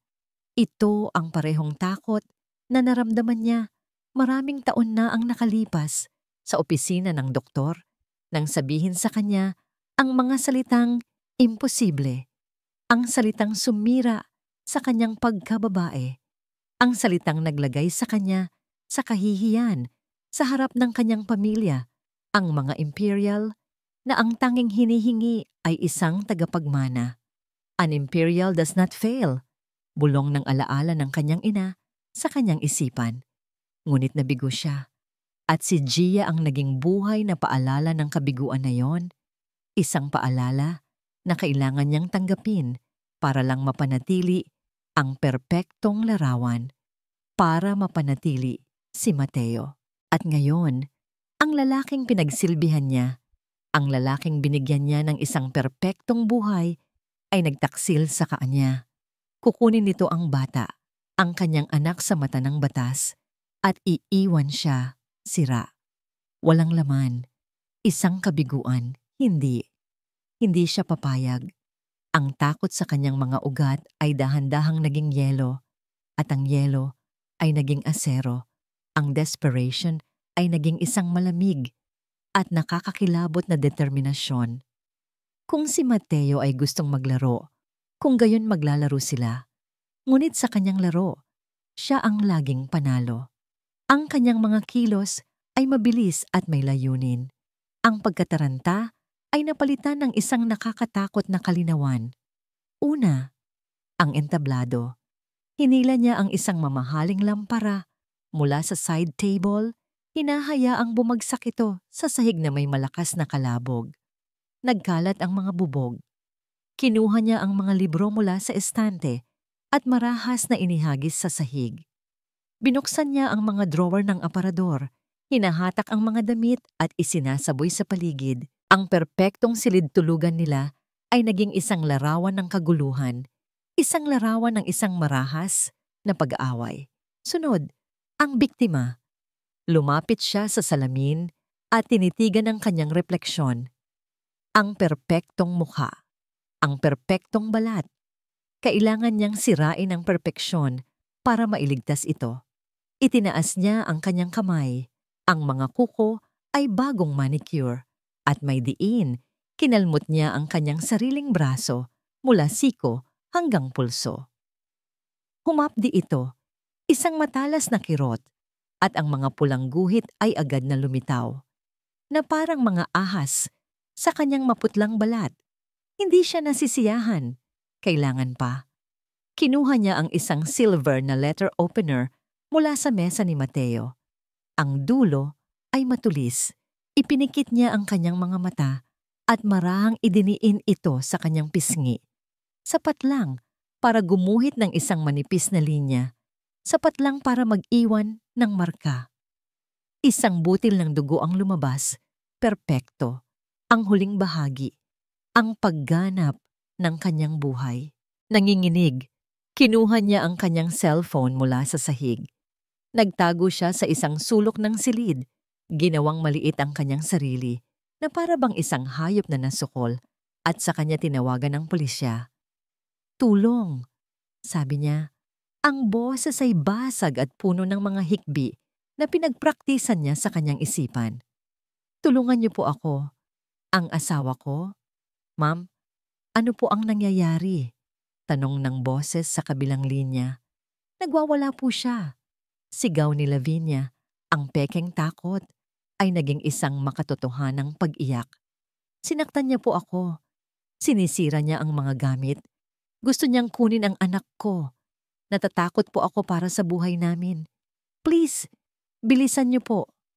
Ibinalibag niya ang telepono. Ang entablado ay handa na. Ang mga aktor ay paparating na. Narinig niya ang paghinto ng tunog ng shower. Ilang sandali pa, bumukas ang pinto ng banyo. Lumabas si Mateo, nakasuot ng bathrobe, ang buhok ay basa pa. Ang mukha niya ay kalmado, walang kamalay-malay. Lavinia, anong nangyari dito? Tanong niya. Ang mga mata ay nanlalaki habang tinitignan ang nagkalat na silid at saka siya nakita nito sa sulok. Nakita nito ang mga kalmot sa kanyang braso, ang sugat sa kanyang pisngi. Ang pagkalito sa mukha ni Mateo ay napalitan ng isang bagay na mas malalim, isang dahan-dahang pagkatanto. Anong ginawa mo? Bulong ni Mateo. Hindi tumingin si Lavinia sa kanya. Sa halip, yumakap siya sa kanyang mga tuhod at nagsimulang umiyak ng mas malakas, isang tunog na pinaghalong takot at panunumbat. Bakit, Mateo? Bakit mo to ginagawa sa amin? Hikbi niya. Ang mga salita ay kinakain ng kanyang mga pag-iyak. Binigay ko sa iyo ang lahat. Isang perpektong pamilya. Bakit mo sisirain? Bago pa man makasagot si Mateo, ang tunog ng mga sirena ay nagsimulang marinig. Mula sa malayo, papalapit, palakas ng palakas. Lumapit si Mateo sa kanya. Ang mukha ay isang maskara ng hindi makapaniwalang galit. Ito ba ang plano mo, Lavinia? Isang palabas. Para saan? Sa sandaling iyon, bumukas ng malakas ang pinto ng kanilang silid. 2 pulis, alerto at handa, ang pumasok. Ang kanilang mga mata ay mabilis na sinuri ang eksena. Ang nagkalat na silid, ang babaeng umiyak sa sulok, at ang lalaking nakatayo sa gitna. Ang mga kamao ay nakakuyom. Sir? Sabi ng isang pulis. Ang boses ay matigas at may awtoridad. Huwag po kayong gagawa ng kahit anong biglaang kilos. Mabilis na tumakbo si Lavinia patungo sa mga pulis, nagtatago sa kanilang likuran na para bang sila ang kanyang mga tagapagligtas. Siya po, sabi niya, itinuturo si Mateo. Nagwawala po siya. Nagalit nang makita ang mga email sa abogado. Sinaktan niya po ako. Tinitigan ni Mateo ang kanyang asawa. Ngumiti siya, isang ngangiting walang kagalakan. Puno ng pagkasuklam, nawala na ang lahat.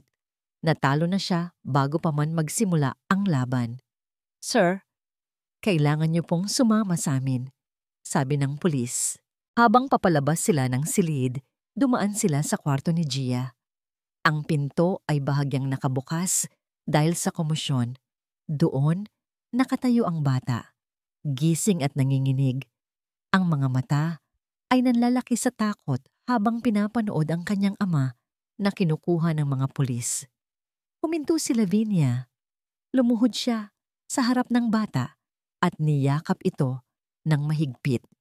Isang yakap na hindi para sa pag-alo kundi para sa panalo. Naramdaman ni Mateo ang pag-urong ng kanyang sikmura at habang inaakay siya palabas ng sarili niyang bahay, naririnig niya ang huling mga salita ni Lavinia. Isang bulong na puno ng lason na para lamang sa pandinig ng bata, ngunit sapat na malakas para marinig niya. See? Daddy is the real monster.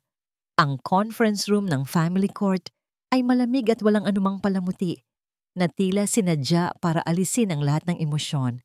Ngunit para kay Mateo, ang hangin sa loob ay mabigat at nakakasakal. Puno ng mga hindi sinasabing akusasyon.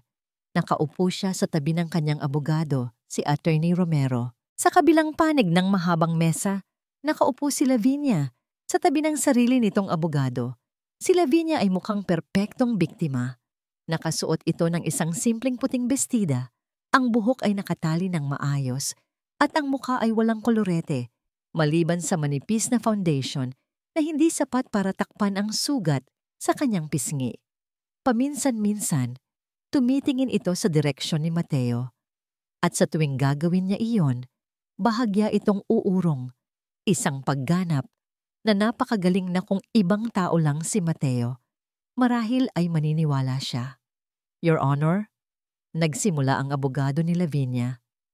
Nandito po kami ngayon dahil sa isang malinaw na kaso ng domestic violence. Ang kliyente ko, si Giang Lavinia Del Mar, ay isang mapagmahal na asawa at ina na dumanas ng pisikal at emosyonal na pang-aabuso mula sa kanyang asawa. Si G. Mateo Del Mar, na sa ilalim ng stress sa trabaho, ay naging marahas at hindi na makontrol. Nakinig lang si Mateo. Ang mga kamay ay nakakuyom sa ilalim ng mesa. Sinunod niya ang payo ni Attorney Romero. Manahimik ka lang. Hayaan mo silang ilabas lahat ng kanilang kasinungalingan. Tinawag ng hukom si Lavinia para magsalita. Tumayo ito. Ang mga kamay ay nanginginig habang hawak ang isang panyo. Mahal na mahal ko po ang asawa ko.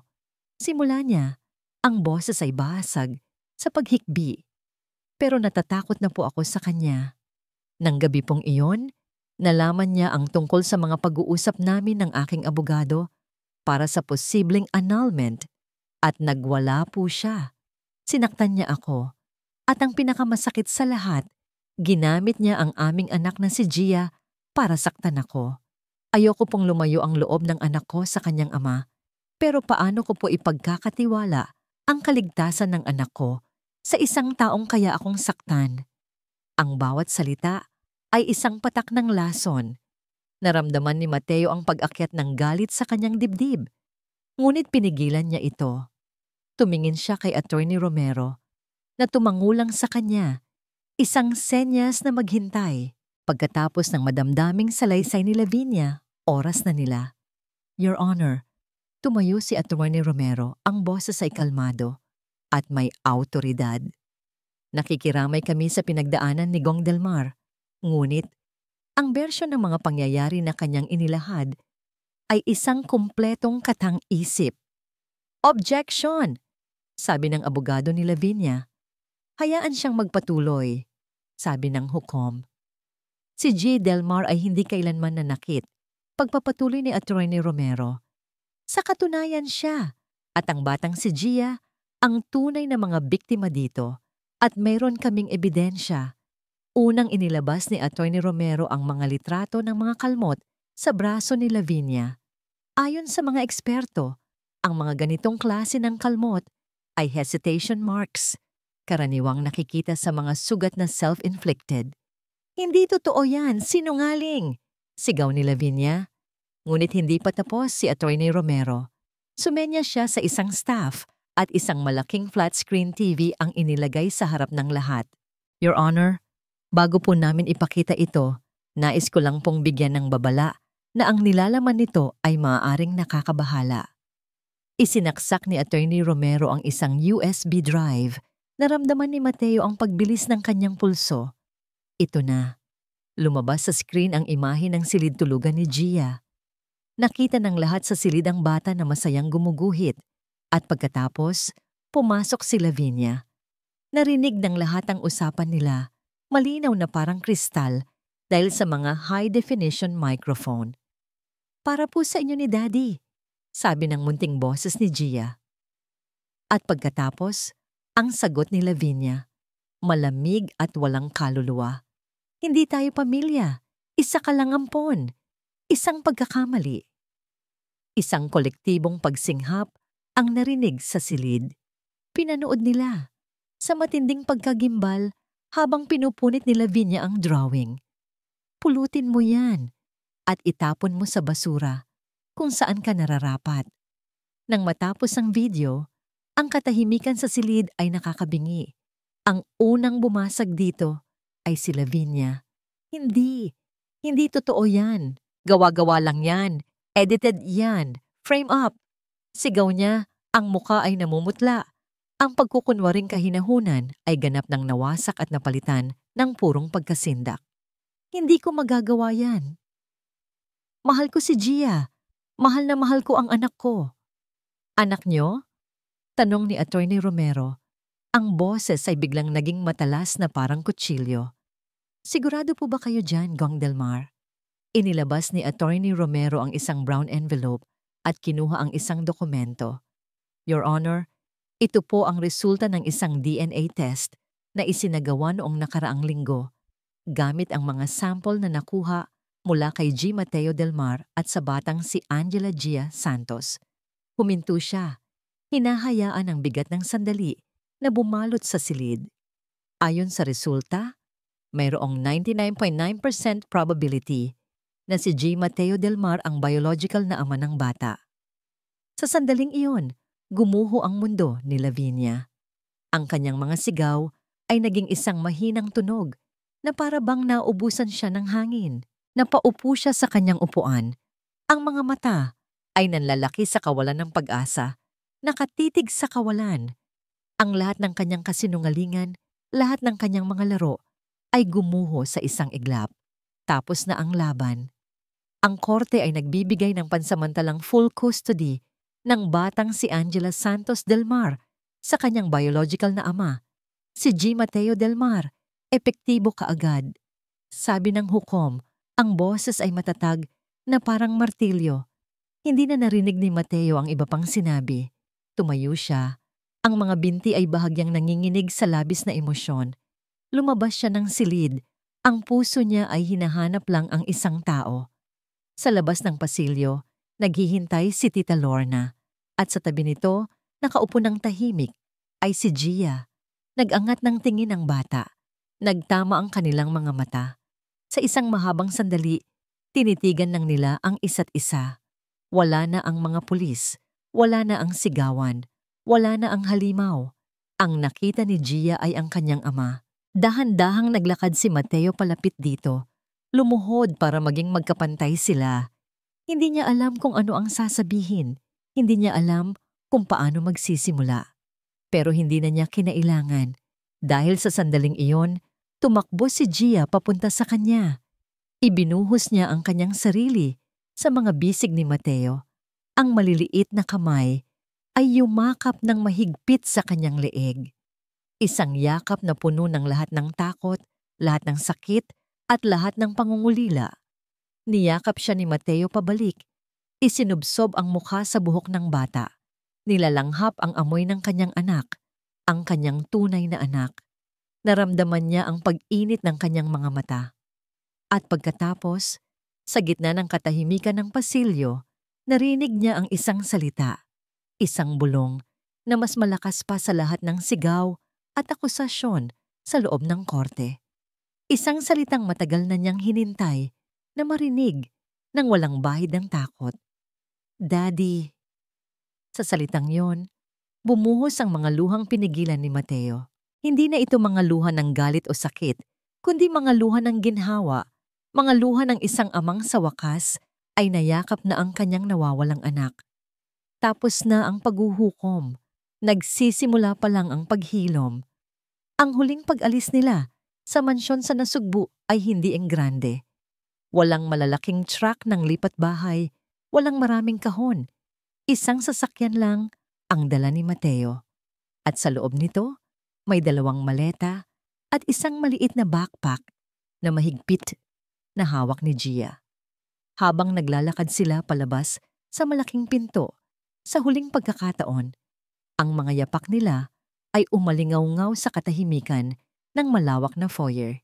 Ang mga mamahaling painting ay nakasabit pa rin sa dingding. Ang mga kristal na chandelier ay kumikinang pa rin. Ngunit para kay Mateo, ang lahat ng ito ay nawalan na ng halaga. Ang mga ito ay palamuti sa isang bahay, hindi sa isang tahanan. Isang magandang hawla na gawa sa ginto. Ready ka na, anak? Tanong niya kay Gia, na nakatitig sa sahig na marmol. Tumango ang bata. Hindi nagsasalita, ngunit mas hinigpitan ng hawak sa kanyang backpack na may disenyo ng unicorn. Sa loob niyon ay ang tanging mga bagay na gusto niyang dalhin. Ang manika na may sirang binti, ang kanyang mga paboritong Crayola, at ang pinulot na mga piraso ng drawing na pinunit ni Lavinia na maingat na pinagdikit-dikit ni Tita Lorna gamit ang tape. Hindi na lumingon si Mateo. Isinara niya ang pinto sa likuran nila at kasabay noon, isinara niya ang pinto sa isang kabanata ng kanyang buhay na puno ng perpektong kasinungalingan. Ang bago nilang tinitirhan ay isang maliit at simpleng bahay sa isang tahimik na subdibisyon malapit sa Alabang. Gawa sa kahoy at salamin, napapaligiran ito ng isang maliit ngunit malagong hardin. Walang infinity pool, walang home theater, walang mga katulong na nakalinya. Ang amoy sa loob ay hindi amoy floor polish, kundi amoy ng lumang kahoy at ng mga bulaklak mula sa labas. Ito ay isang tahanan. Ang mga unang linggo ay isang proseso ng dahan-dahang pag-aaral. Araw-araw, dinadala ni Mateo si Gia kay Tita Lorna para sa kanilang mga play therapy session. Hindi siya pumapasok sa loob. Nauupo lang siya sa beranda, nagbabasa ng libro at nakikinig. Minsan, naririnig niya ang mga mahihinang boses, mga tunog ng mga laruang ibinabagsak.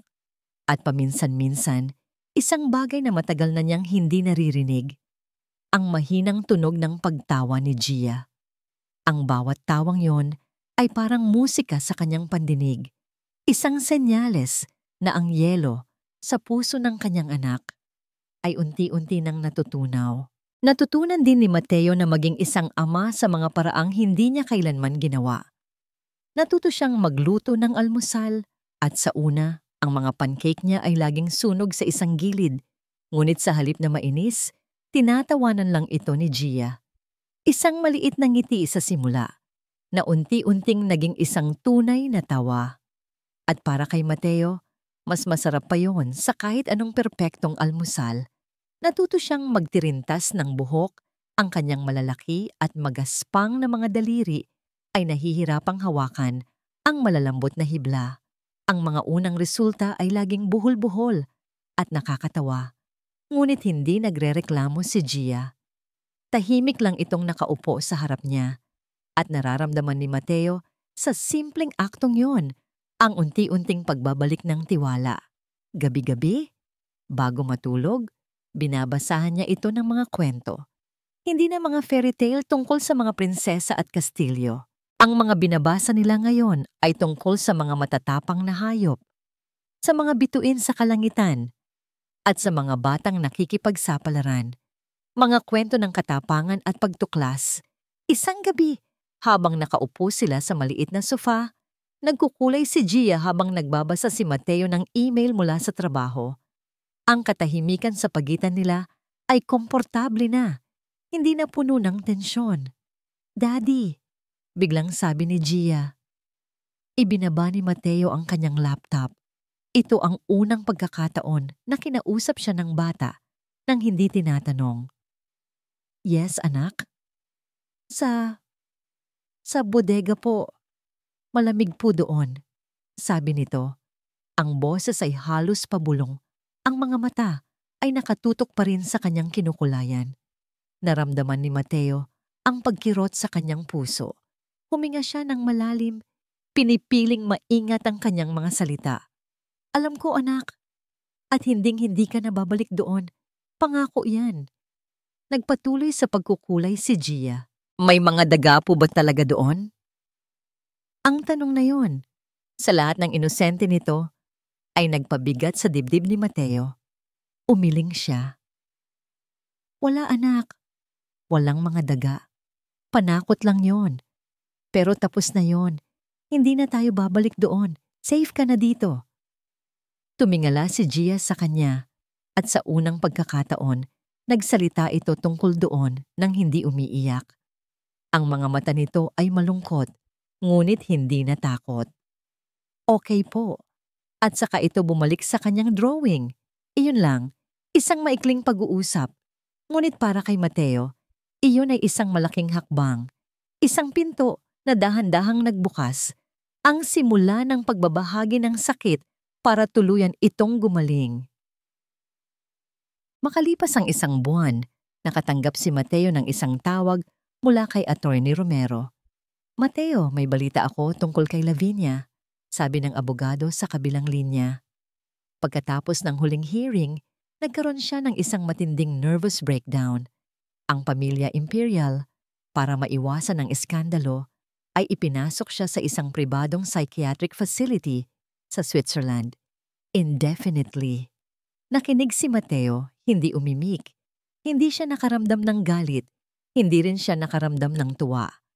Ang naramdaman niya ay isang kakaibang kapayapaan, isang tuldok, isang huling pahina sa isang librong ayaw na niyang basahin muli. "Okay," sabi lang niya. "Salamat sa balita, Damian."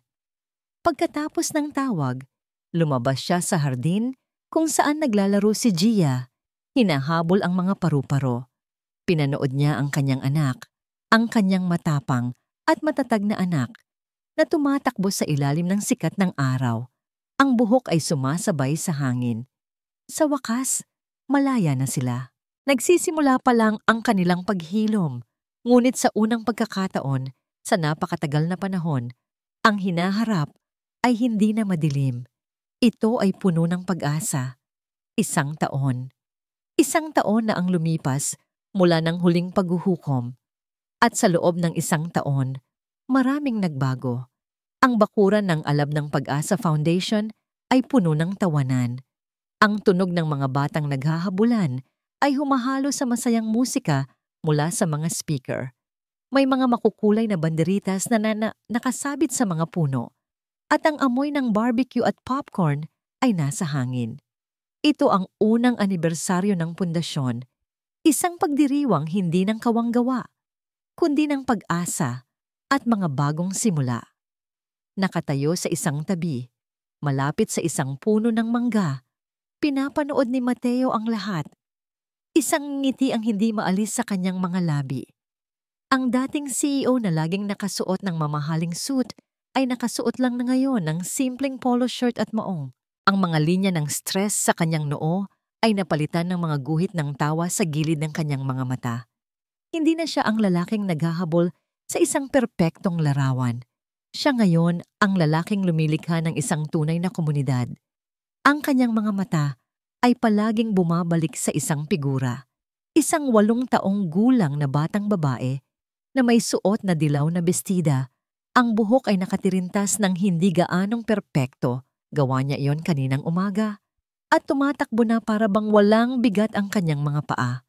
Si Gia, hindi na siya ang tahimik at takot na bata na nakilala niya. Ngayon, siya ang isa sa mga nangunguna sa laro ng habulan. Siya ang unang tumatawa at ang tawa niya ay malakas at walang halong pag-aalinlangan. Nakita ni Mateo ang isang bagong dating na bata, isang batang babae na mahiyain at nagtatago sa likod ng kanyang ina. Nilapitan ito ni Gia. Hindi niya ito pinilit. Umupo lang ito sa tabi ng bata. Kumuha ng 2 manika at nagsimulang maglaro ng mag-isa. Ilang sandali lang, ang mahiyain na bata ay dahan-dahan nang nakikipaglaro. Naramdaman ni Mateo ang isang mainit na pagmamalaki sa kanyang dibdib. Ang kanyang anak, na minsang naging biktima, ay natututong maging isang manggagamot. "Sir Mateo, oras na po," sabi ng isang staff. Tumango si Mateo at naglakad papunta sa maliit na entablado. Kinuha niya ang mikropono at ang masayang ingay ay unti-unting humina habang ang lahat ay bumaling sa kanya. "Magandang hapon po sa inyong lahat." Simula niya siya. Ang boses ay malinaw at matatag. "Salamat sa pagpunta sa aming unang anibersaryo." Tumingin siya sa mga mukha sa kanyang harapan. Mga bata, mga magulang, mga social worker, mga kaibigan. Marami ang nagtatanong sa akin kung bakit ko itinayo ang alab ng pag-asa. Pagpapatuloy niya. Ang sagot po ay simple lang. Dahil minsan, ako mismo ay nawalan ng pag-asa. Minsan, nabuhay ako sa isang napakagandang bahay. Ngunit hindi ko ito matawag na tahanan. Minsan, nabulag ako sa pangarap ng isang perpektong pamilya. At sa pagkabulag na yon, hindi ko nakita ang sakit na nararamdaman ng pinakamahalagang tao sa buhay ko. Ang kanyang mga mata ay napunta kay Gia, na ngayon ay nakatayo na sa tabi ni Tita Lorna, nakatingin sa kanya ng may paghanga. Ang pundasyong ito ay itinayo mula sa mga piraso ng isang nasirang pangarap. Ito ay itinayo sa paniniwala na ang bawat bata ay karapat-dapat sa isang lugar kung saan sila ay ligtas. Isang lugar kung saan sila ay pinakikinggan. Isang lugar na matatawag nilang tahanan, hindi dahil sa ganda ng pader o sa mamahaling gamit, kundi dahil ito ay puno ng pagmamahal. Ang alab ng pag-asa ay hindi lang para sa mga bata. Pagtatapos niya, para rin ito sa mga magulang na tulad ko na natututong bumawi, na natututong magpatawad, hindi lang sa iba, kundi sa aming mga sarili at natututong magmahal muli sa paraang tama at totoo. Maraming salamat po. Pumalakpak ang lahat. Ngunit ang tanging mahalaga kay Mateo ay ang ngiti sa mukha ng kanyang anak. POV, Gia. Nakatayo ako sa tabi ni Tita Lorna habang pinapanood si Daddy sa stage. Ang galing-galing niya. Sabi ng mga ibang bata, ang daddy ko daw ay parang superhero. Tama sila. Dati, may halimaw sa bahay namin. Takot ako palagi. Akala ko, kasalanan ko. Pero dumating si Daddy. Tinanggal niya ang halimaw. Dinala niya ako sa isang lugar kung saan walang madilim na bodega at walang nagsasabing basura ako. Ngayon, kapag natutulog ako, hindi na ako nananaginip ng masama. Ang napapanaginipan ko na lang ay mga paru-paro at mga unicorn at ang mukha ni Daddy kapag ngumingiti siya. Ang daddy ko, siya ang bayani ko. Nang papalubog na ang araw at ang langit ay kulay kahel at lila, naglakad sina Mateo at Gia papunta sa dalampasigan na nasa likod lang ng pundasyon. Umupo sila sa buhangin, pinapanood ang dahan-dahang paglubog ng araw sa dagat. Ang eksena ay pamilyar. Isang ama, isang anak, at ang walang katapusang dagat. Ngunit ngayon, wala nang pagkukunwari, wala nang bigat. Ang naroon lang ay kapayapaan. Isinandal ni Gia ang kanyang ulo sa balikat ni Mateo. Naramdaman ni Mateo ang bigat nito, isang bigat na nagbibigay ginhawa, isang paalala na totoo ang lahat ng ito. Tahimik sila ng matagal, nakikinig lang sa tunog ng mga alon. Daddy? Bulong ni Gia. I love our home. Hindi tumingin si Mateo sa maliit na bahay na tinutuluyan nila. Sa halip, tumingin siya pabalik sa gusali ng pundasyon, kung saan ang mga ilaw ay nagsisimula ng sumindi at ang mga huling tunog ng tawanan ay maririnig pa rin. Tumingin siya sa lahat ng buhay na kanilang binago, sa lahat ng pag-asang kanilang sinindihan. Niyakap niya ang kanyang anak ng mahigpit. Me too, anak. Me too. Sagot niya, ang boses ay puno ng emosyon. Dito ang ating tahanan. At dito nagtatapos ang kwento ni Mateo at Gia. Isang taos-pusong pasasalamat sa inyo, aming mga minamahal na tagapakinig, sa walang sawang pagsubaybay sa bawat kabanata ng kanilang paglalakbay. Salamat sa bawat minutong inilaan ninyo, sa bawat emosyong ibinahagi ninyo kasama namin. Ang pagsulat sa kwentong ito ay isang paglalakbay din para sa akin. Nais kong isalaysay ang isang kwento na nagpapakita na ang mga pinakamakikinang na bagay sa buhay ay madalas na nagtatago ng pinakamadilim na anino. Ang bawat paghikbi ni Gia, ang bawat galit at pagbangon ni Mateo ay naramdaman ko rin, at sana'y naantig din nito ang inyong mga puso. Higit sa lahat, ito ay isang kwento tungkol sa paghahanap ng tunay na tahanan, isang tahanang hindi nasusukat sa laki o yaman, kundi sa init ng pagmamahal, sa lakas ng tiwala, at sa tapang na buuin muli ang mga nasirang pira-piraso. Ito rin ay isang paalala na sa bawat pagkasira, mayroong pag-asa.